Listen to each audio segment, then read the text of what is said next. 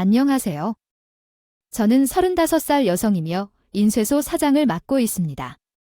오늘은 제 기가 찬 결혼 이야기를 공유해 보려고 합니다. 저는 2대째로 인쇄소를 운영하고 있습니다.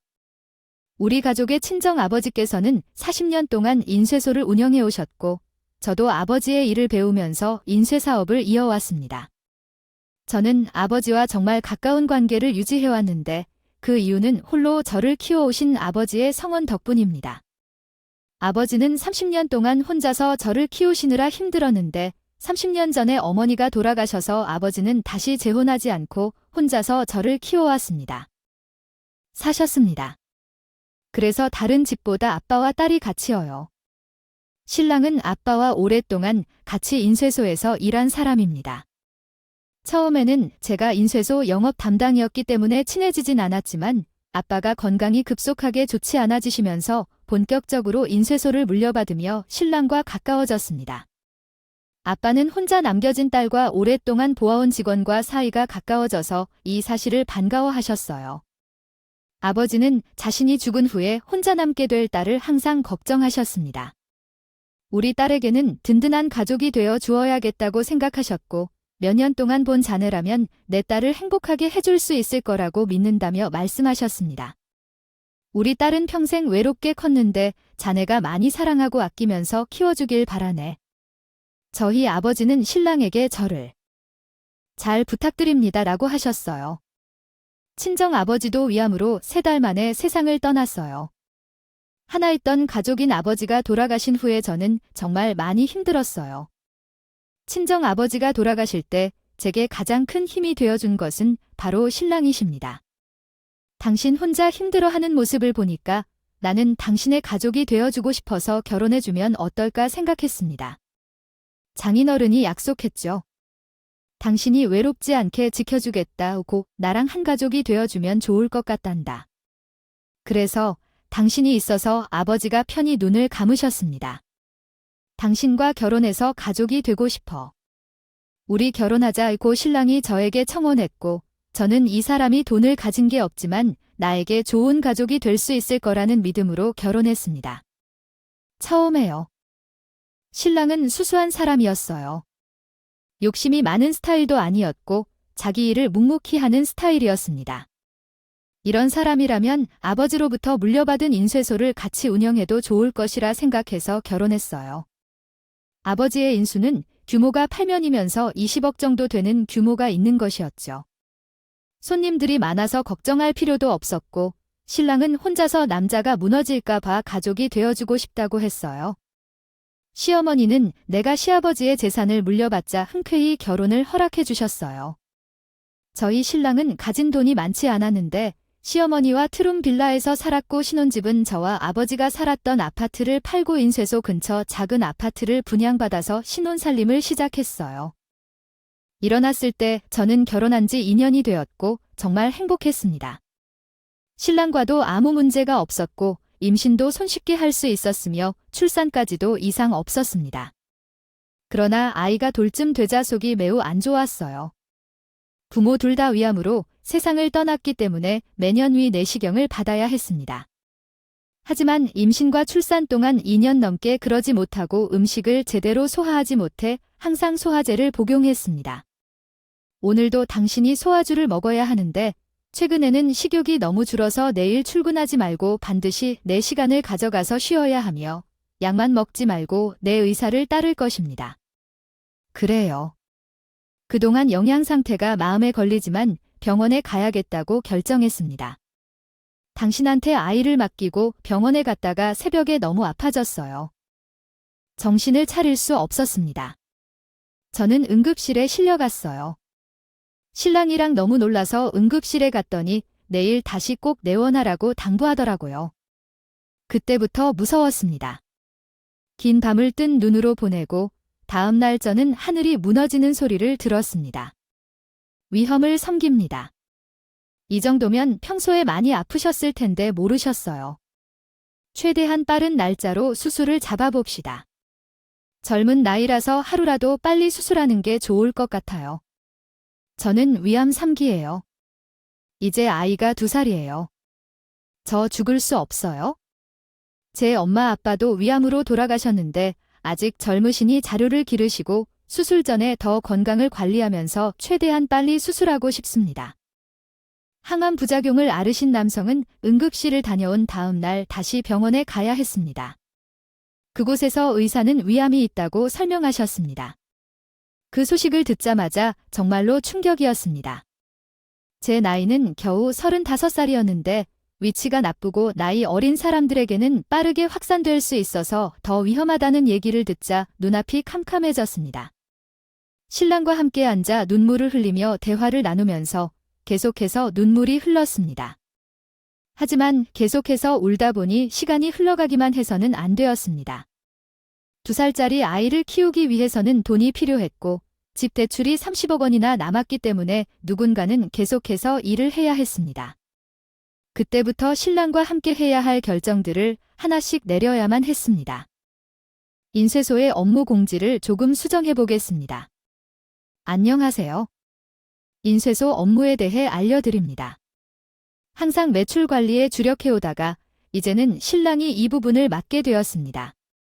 그리고 장기 고객들께도 신랑이 대표로 활동할 것을 미리 알려드립니다. 미래를 위해 제 자리를 메울 수 있도록 준비를 마쳤습니다. 잠시 제 자리를 비우게 되었는데 신랑이 이제 인쇄소 대표로 책임을 질 것입니다. 제가 제일 잘하는 분야를 맡아서 인쇄소를 이끌 것을 믿습니다. 인쇄소 업무에 관련된 문의는 신랑께 연락 주시면 됩니다.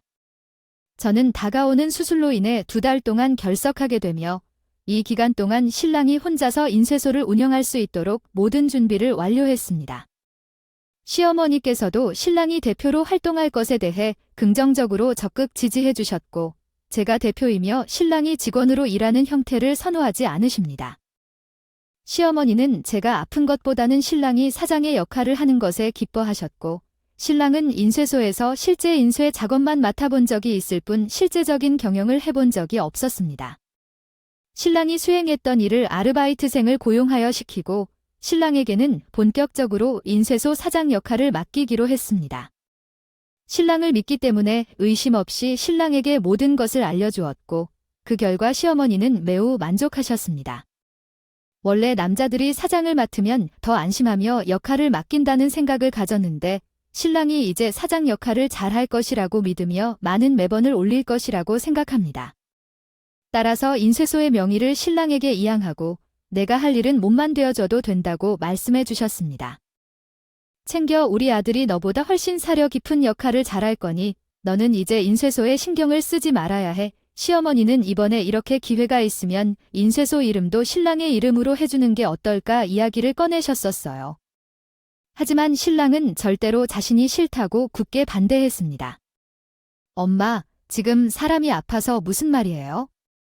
장인어른이 몇십 년 동안 해오신 일이고 장인어른이 딸에게 물려주신 사업인데 사람이 건강해지면 다시 이 사람이 이끄는 게 중요하다고 그런 이야기는 다시는 하지 마세요. 알았어요. 내 생각이 짧았어요. 우선 며느리가 낳고 다시 이야기를 할까요? 사실 저는 아픈 상황에서 아이도 시어머니에게 맡겨야 하는 상황이라 시어머니의 말도 안 된다고 생각해요. 말이라는 것을 알아차렸지만 반박하지 못했습니다. 그러나 신랑이 나서서 이런 말을 해주니 그 모습에 믿음이 더 생겨서 암 치료가 끝나면 공동명의를 해주어야겠다고 생각했습니다. 여보, 어머니께 그렇게 말해줘서 고마워. 내가 다 낳고 나면 인쇄소에서 당신이랑 공명의 할게. 우리 아빠가 몇십 년 동안 지켜온 우리 소를 잘 부탁해. 나는 당신만 믿고 있을게. 신랑은 본격적으로 사장 역할을 하고 수술을 앞두고 체력이 더 좋아지지 않아서 인쇄소에 출근할 수 없었습니다. 하루 종일 전화 받거나 사람을 대하는 일이 지칠 뿐이었고 수술 전 아이랑 많은 시간을 보내고 싶었습니다. 시어머니는 이제 신랑을 보살피고 집에서 쉬라고 하셨고 제 아들은 시어머니가 케어해 주시겠다고 해서 저는 제 몸을 쉬겠습니다.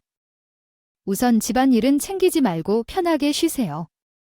목욕도 하고 몸에 좋은 것 좀 먹고 싶으면 언제든 말하세요.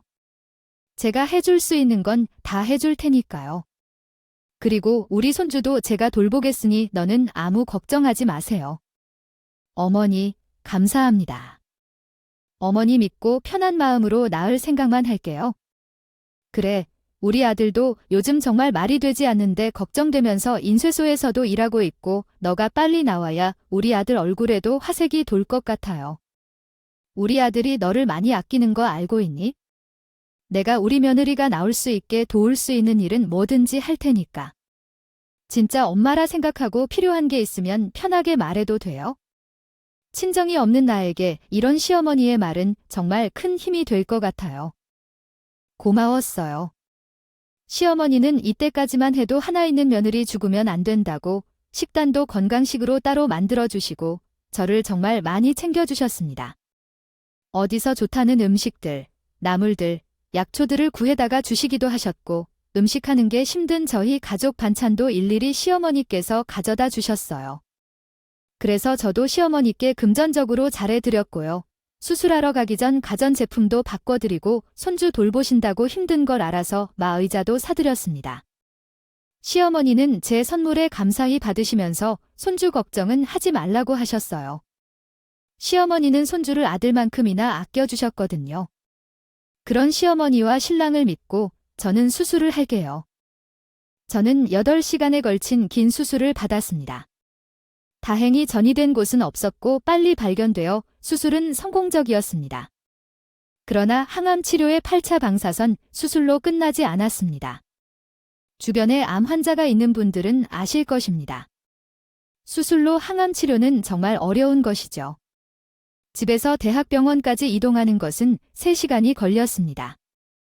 수술 전까지는 매번 신랑에게 태산 두고 다녔지만 그때마다 인쇄에서 문을 닫거나 아직 초보인 아르바이트생에 맡겨야 해서 불안했습니다. 우리가 고민을 나누자 시어머니는 최근에 암 환자를 위한 요양원에 대해 알아보셨고 항암 치료와 방사선 치료는 집 근처의 대학병원에서 받는 것이 좋다고 하셨습니다. 당신도 체력이 안 좋은데 혼자서 모든 것을 처리하기 힘든 것 같습니다. 일주일에 한 번씩 항암 치료를 받으러 다니는 것 같아요. 최근에 알아본 바에 따르면 지방에서 오는 사람들이 많아서 근처 요양병원에서 입원하여 치료를 받는 사람들도 많다고 해요. 당신도 그렇게 하는 게 나을 것 같아요.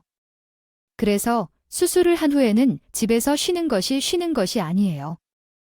아직 어린아이도 있고 집에 머물러 있으면 집안일이 계속 눈에 띄어서 쉬기 힘들어요. 지금은 엄마의 말을 듣고 당신을 생각해야 해요.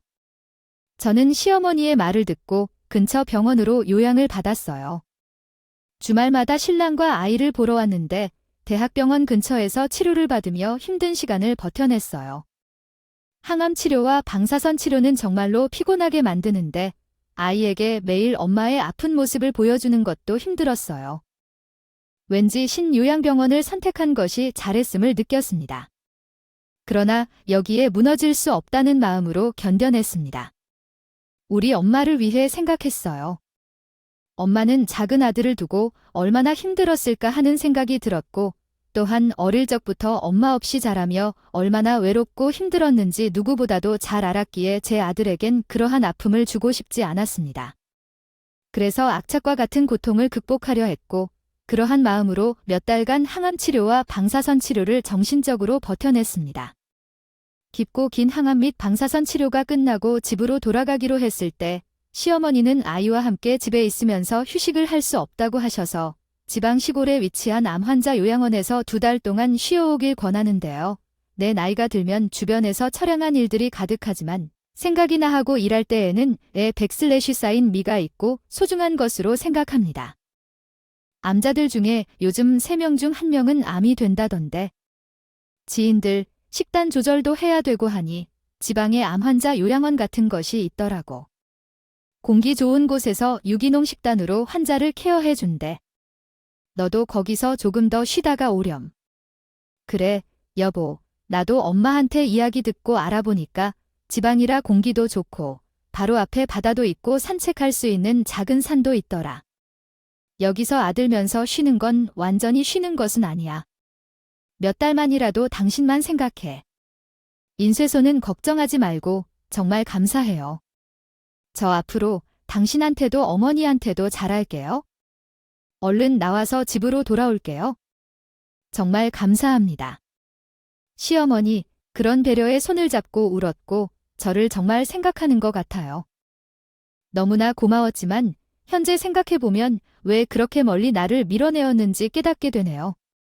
다시 생각해도 정말 당황스러울 정도로 그랬어요. 처음에는 매주 오던 신랑이 어느 순간 바쁘다는 이유로 감기나 장염 등의 핑계를 대며 오지 않기 시작했어요. 아, 이번 주에도 못 갈 것 같아. 발주를 잘못해서 일이 밀렸거든. 당신이 없어서 이런 일도 생기네 부라고 핑계를 대곤 했죠. 또 딜리가 바쁘니까 지방까지 왔다 갔다 하기 힘들 것 같아. 이번 달에는 못 갈 것 같고 다음 달에 한 번 가든지 할게라고 했지요. 요양원에 온 이후부터 신랑은 조금씩 변하기 시작했어요. 전화를 잘 안 받거나 어느 순간 제 전화에 짜증이 섞인 목소리로 받기 시작했죠. 많았습니다.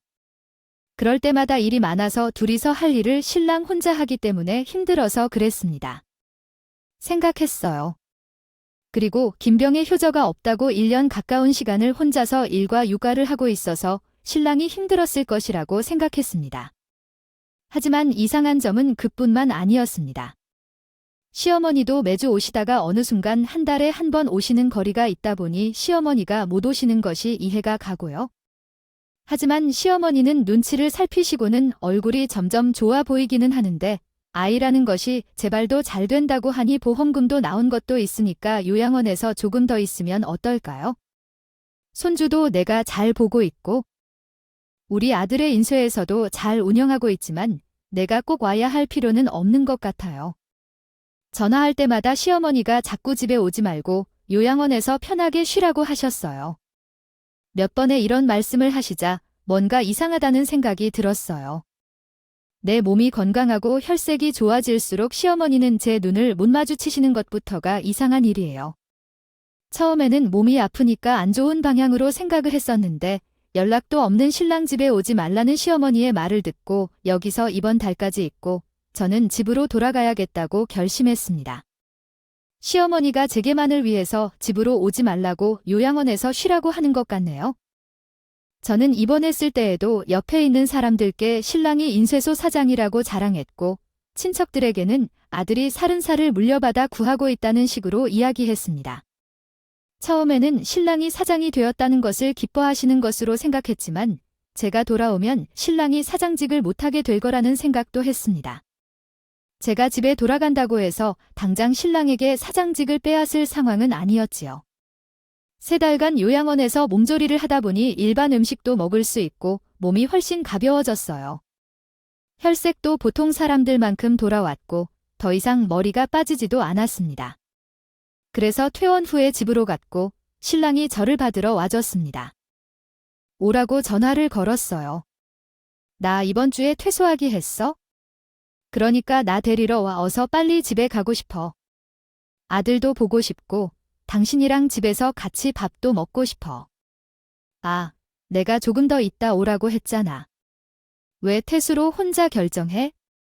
당신 뒤치다 아직 내가 할 힘이 없는데 조금 더 낳고 오면 안 돼. 아이도 할머니 손에서 잘 크고 있으니까 걱정 없잖아. 아니야, 우리는 가족인데 같이 있어야지. 나 이제 정말 다 나왔어. 집에 가고 싶으니까 나 태우러 와. 알았지? 신랑은 끝까지 제가 집에 오는 걸 반대했습니다. 저를 위한 것처럼 말은 했지만 어느 순간부터 저를 위한다는 생각이 안 들더라고요. 그렇게 저는 퇴소를 하게 됐고 신랑은 저를 데리러. 신랑이 집으로 돌아오는 길에 아무 말도 하지 않아서 속상했어요. 하지만 김인수 없이 혼자서 인쇄소를 맡아서 일하니 힘들어 보였어요. 돈 문제 때문이거나 병으로 인해 많이 고생하는 것일까 하는 생각도 들었습니다. 보험금도 나오기는 하겠지만 몇 달 동안 요양원에 돈이 부족했던 것 같아요. 이제부터 같이 일하면 어색함도 줄어들고 함께 가족이란 생각으로 집으로 돌아왔어요. 집에 도착해서는 인수에 가려고 했지만 시어머니가 막으며 아이를 돌보고 신랑에게 밥을 차려달라고 말했어요. 하시더라고요. 절대로 인쇄소에 가지 말라고 하시네요. 너가 집에 오면 집 정리하고 집부터 돌봐야지. 우리 아들이 알아서 사장 노릇 잘할 텐데 굳이 오자마자 인쇄소로 가야겠어? 우선 아들이 오면 준비해라. 나를 걱정해서 가지 말라고 하는 눈빛이 아니었어요. 나도 오랜만에 집에 왔거든.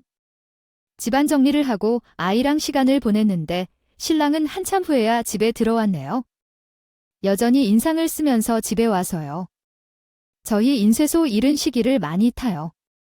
아무래도 겨울에는 시즌이라 바쁜 일이 전혀 없는 시즌인데 신랑은 집에 내려주고 인쇄소로 갔거든요. 당신도 오늘 하루는 쉬어야죠. 왕복 운전했을 텐데 힘들었을 거예요. 오늘은 우리 가족과 함께 있자. 아직 내가 사장인데 쉬면 안 돼. 나는 가게에서 꼭 해야 할 일이 있으니까 너는 절대 인수해서 오지 말고 집에 있어야 해. 알았지? 하루 쉬어도 된다고 해도 꼭 출근해야 된다고 오기를 보니 알 수 없는 불안감이 들어. 그게 뿐만이 아니야. 시어머니는 나가는 걸 병적으로 싫어하더라고. 나가면 어디 가느냐? 아픈 애가 나가면 안 된다고 하시면서 싫어하셨어. 어머니, 이제 제가 우리 집 일을 알아서 할 거예요. 이제 오셔도 돼요? 나도 혼자 할 수 있어요. 그리고 신년 인사는 단골분들께 드려야 하고 너는 내 말을 참 안 듣는구나. 아직은 인쇄소로 가야 해. 말라고 집에 있으라고 말했어. 밀린 청소도 많고 옷 정리도 좀 해야 해. 우리 아들이 사장 노릇을 잘하고 있는데 괜히 일 만들지 말고 집안일이나 잘하라고. 시어머니는 매번 오전 시에 오시고 신랑이 퇴근하기 전까지 집에 계셨어요. 제 안색이 좋아진 걸 확인하고 나서도 청소 도와주지 않고 그냥 함께 집에 있을 뿐이었어.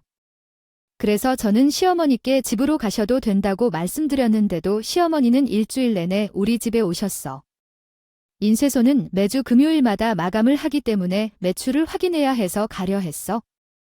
아프고 나서 신랑에게 매출표를 보내달라고 했더니 그런 것까지 신경 쓰고. 쓰지 말아주세요. 당신이 알려준 대로 잘하고 있고 내가 돈을 다른 곳에 사용하는 것도 아닌데 매달 당신에게 확인받아야겠어. 나는 못 믿겠어. 내가 알아서 할 테니까 당신은 당신 자신이나 몸이나 신경 쓰는 게 낫다고 생각해. 신랑이 알아서 잘할 수 있다는 말에 믿고 매출하기는 안 했지만 원래 매출 담당은 나였고 신랑은 급하게 배운 거니까 분명 문제가 있을 거라고 생각했어. 저는 도움이 되고 싶었어. 그래서 인쇄소를 찾으려는데 그럴 때마다 시어머니는 이 핑계 저 핑계를 대고 제가 인쇄소를 못 가게 막으셨어. 더 신경질을 내면서 집 밖에 못 나가게 했어. 집 앞 슈퍼 가는 것도 본인이 다녀오겠다 하고 저에게 집에만 있으라고 하더라고요. 시어머니가 그럴수록 내가 모르는 것이 있구나 생각했죠. 하지만 제가 아픈 동안 우리 아이를 돌봐주시고 고생하신 것을 알아서 어머니의 말씀을 무시할 수가 없었어요. 사실 2살 된 남자 아이를 매일 씻기고 먹이고 모든 일을 시어머니가 하셨거든요. 물론 신랑도 도와줬지만 대부분 집안까지 어머니가 고생했음을 알았기에 시어머니의 말을 들어야 했죠. 그러던 중에 3년 전에 달았던 CCTV가 생각나더라고요. 혹시나 도난 사고에 대비해서 설치했는데 그걸 확인해 보면 되겠다고 생각했어요. CCTV 회사에 최근 영상을 보내달라고 요청했습니다. 제 핸드폰과 연결되어 있었지만 이때까지는 볼 필요가 없을 것 같습니다. 거라 생각해서 확인한 적이 없었거든요. 하지만 이 모든 상황에 괜히 의심하면서 살기보다는 아무 문제 없다는 걸 확인하고 싶은 마음도 있었고요. 이때까지는 신랑을 믿고 있는 마음이 컸거든요. 어쩌면 신랑을 완전히 믿고 싶은 마음이었는지 모르겠어요. 저는 CCTV 보는 순간 말문이 막혔습니다. 심장이 쿵하고 떨어지는 기분이었고 너무나 기가 장면을 보면서 눈물이 나다가 웃음이 나더라고요. 저희 신랑은 CCTV를 몰랐어요. 그래서인지 신랑과 상관은 당당하게 사무실에서 만나도 한 달간 CCTV를 돌려보니 사장실에서 매주 목요일부터 금요일까지 한 여자가 들어오는 것을 발견했어요. 신랑이랑 분기를 딱딱. 애인으로 보이는 2사람을 보면서 정말 신기했어요. 알고 보니 신랑과 같이 있던 여자는 인쇄소 카페 사장이었습니다. 우리 아빠와도 친한 사이였고 실제로 그 사장님은 카페를 5년째 운영하며 서로가 서로에 대해 잘 알고 있는 사이였습니다. 하지만 제가 병으로 수술을 하게 되었을 때 그런 행동에 이해가 가지 않았어요. 마지막 커피를 주문할 때 손을 잡으면서 걱정 마. 내가 아직 젊으니까 빨리 나을 거야. 그때까지 매일 커피는 내가 쏠 테니 어서 나으세요 라고 말하며 손수 의로운 말을 전해주었습니다. 기도해준 사람이었어요. 거기에 그 사람은 분이었어요. 나의 신랑은 지방에서 일하는 걸로 알고 있었고 나도 그분을 몇 번 지나가다가 봤었어요. 신랑은 거의 매주 월요일부터 수요일까지 온다는데 신랑과 상관은 목요일과 금요일에 만나는 거였어요. CCTV 영상을 통해 확실한 증거를 얻기는 어려워서 설마 하다가 결국 확인한 거였죠. 한 번도 신랑의 카드 내역서를 본 적이 없었는데 이제는 봐야겠다는 생각이 들더라고요. 카드 내역서를 확인하니 한숨만 나오더군요. 신랑의 지출 내역에는 꽃집, 반지, 숙박업체 등이 있었고 집에 있는 노트북으로 신랑의 메신저에 로그인하니 그동안 어떤 대화를 나눴는지 알 수 있었습니다. 아, 우리 와이프가 영영 안 오면 좋겠어. 나는 당신이 오는 목요일과 금요일만 기다리면서 살아갈 거예요. 당신 옆에 있어서 숨을 쉴 수 있어. 신랑이 구혹 어린 말에 웃음이 나더라고요. 신랑은 바쁘다고 하면서 오지 않았던 주말에 둘이 여행을 갔더라고요. 배신감에 치가 떨렸죠. 두 사람은 지난 4개월 동안 만나고 있었고 신랑이 바쁘다는 핑계로 병원에 오지 않기 시작한 것이었어요. 그때부터 신랑은 저에게 관심이 없어진 시기도 했고 다른 여자가 마음에 들어와서 아픈 와이프가 얼마나 힘든지 보지 못한 것이겠죠. 저는 항암 치료로 인해 모든 음식을 못 먹어서 죽을 고비를 넘길 때 이런 짓을 하는 남편이라 더 이상 용서할 수 없었습니다. 모든 증거를 소집했고 금요일까지 아무런 징후를 보이지 않는 것만을 바라고 있었죠. 제가 현장을 급습해서 증거를 모으지 못했기 때문에 소송을 걸 수 없었어요. 지금 할 수 있는 복수 방법은 소송뿐이었습니다. 먼저 전화로 변호사 상담을 받은 후 어떤 자료가 유리한지 모아 변호사를 선임했습니다.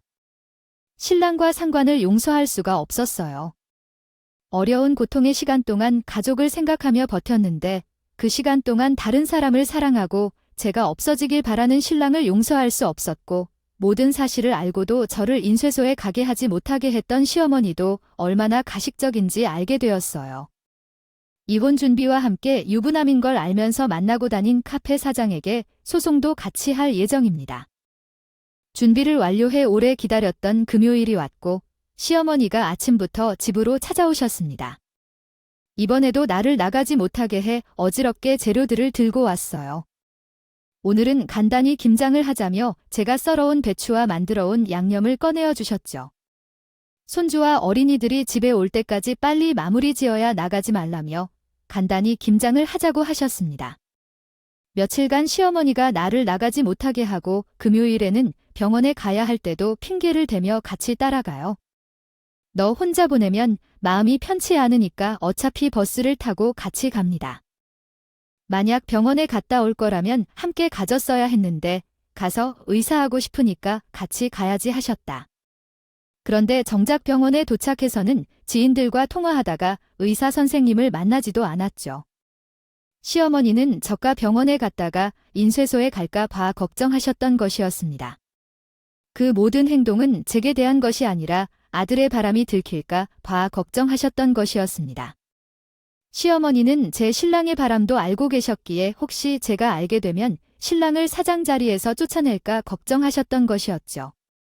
사실 저희 집은 제가 산 집이고 인서도 제 명의로 되어 있어서 신랑의 지분이 전혀 없는 상황이었습니다. 그래서 만약 이혼하게 된다면? 신랑은 맨몸으로 나가야만 했던 걸 시어머니는 너무 잘 알고 계셨습니다. 그래서 시어머니는 제가 오지 말라고 해도 걱정된다며 저희 집에 계속 오셨던 것이었어요. 어머니는 음을 들으면서 야채를 다듬으시더라고요. 아니, 너는 김장하러 가자고 하는데 왜 맨몸으로 있어? 괜히 비싼 옷 묻으면 속상하니까 어서 입고 오거라고 하셨어요. 이거 금방에서 수육이나 해서 먹자. 어머니는 다 알고 계셨죠. 그래서 저 태어나고 온 날부터 저희 집에서 나가지 못하게 감시하시죠. 다 알고 병원에도 따라오시고 제가 집에 오는 걸 그렇게 반대하신 거예요. 아니, 그게 무슨 말이니? 쓸데없는 소리 말고 와서 김장이나 하지 않겠니? 내가 아파서 잡생각이 많아져서 그렇다. 괜히 생사람 잡지 말고 와서 움직이면, 단순히 노동하면 잡생각 사라져. 어머님이 이렇게 말해도 발뺌하시니 이것 좀 보세요. 저희 신랑 6개월 전부터 앞가게 사장님과 만나는 것, 어머님은 다 알았죠? 아니, 이게 무슨 사진이니? 그거 어디서 난 거야? 우리 아들은 가만히 있는데 저 불려우 같은 게 우리 아들을 꼬셔서 우리 아들이 정신을 못 차리게 해. 내가 자리를 비우니 그런 거지? 내가 아파하지 않았다면 우리 아들이 그랬겠구나. 다 내가 자리를 비우니까 저런 여우 같은 여자가 우리 아들을 꼬시는 거야? 여우 같은 여자가 꼬셔요. 와이프가 항암 치료로 힘들어서 매일매일 눈물을 흘리고 있는데 다른 여자랑 희낙낙한다는 거야? 사정은 말이 되나요? 뻔히 사정을 다는 사람끼리 우리 아들 없어서 용서할 수 없을 것 같아요. 우리 아들은 정말 아무 죄가 없어. 다 그 여자가 잘못한 거야? 우리 아들 한 번만 용서해주면 안 되겠니? 정말 우리 아들은 너무 없어서 마음이 힘들어서 잠시 한눈 판 거야. 아들의 모습을 당신 눈으로 본 시어머니는 곧바로 무릎을 고르셨을 때 변명을 하셨습니다. 우리 아들이 정리한다고 했어? 우리 아들이 외로우니까 잠시 이런 거야? 너도 알잖아. 우리 아들이 너를 사랑하는 아들이 정리했다고 했으니 한 번만 넘어가다.